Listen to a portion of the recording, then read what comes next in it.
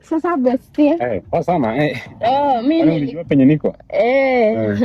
Nilikuwa nataka ni connect na Mwai.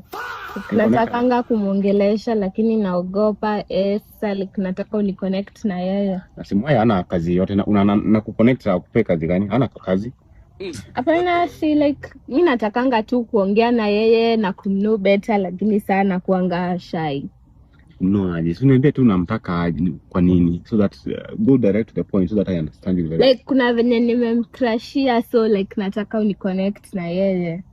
Kucrushia hii ya kumpenda ama sasa out of all the people Mwai ndio umeona tu crushia swali. Hauna hata una waste crushes zako aje.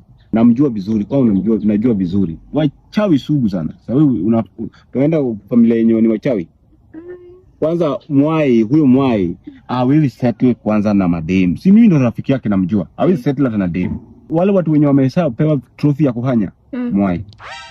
STIs ametibu hata yeye mwenyewe amesahau ni ngapi. Mimi niende basi tu mimi nimuongeleshe. Achana na kumuongelesha na kusave, jueni rafiki yangu. Mwai si mtu trustworthy. Acha na Mwai. Atakupoteza. He has nothing to offer kwanza. He will come to steal, destroy and to kill you. That is Mwai. Satan. Acha na Mwai.